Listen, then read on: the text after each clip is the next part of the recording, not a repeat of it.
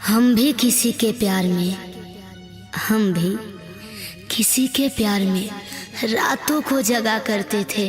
हम भी किसी के प्यार में रातों को जगा करते थे। उसके एक बुलाने पे, उसके एक बुलाने पे खाली पैर ही भगा करते थे, खाली पैर ही भगा करते थे।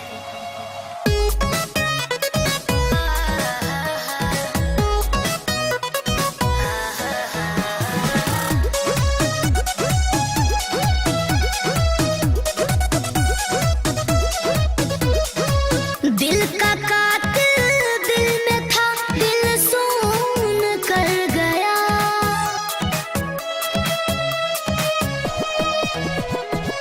दिल का कातिल दिल में था, दिल सुन कर गया।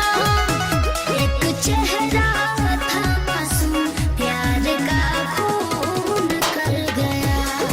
हो एक चेहरा था मासूम, प्यार का खून कर गया।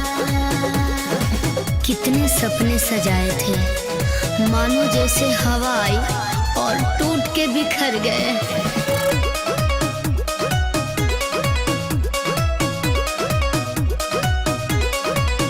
अपनों से शिकायत क्या है गैरों के सामने।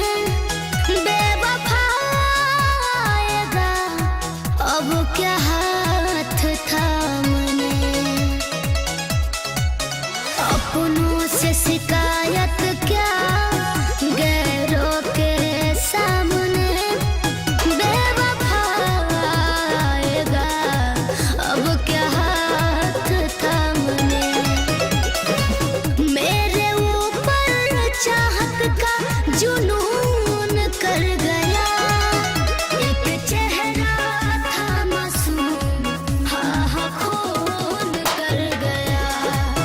एक चेहरा था मासूम, प्यार का खून कर गया।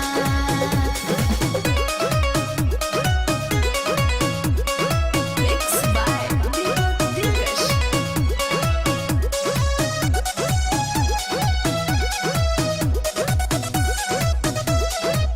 ध्वज आकाश के आस मैं आंसू क्या बहाऊं।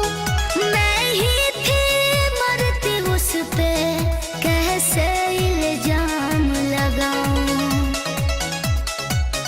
ध्वज आकाश के आस मैं आंसू क्या बहाऊं। मैं ही थी मरती उस पे, कैसे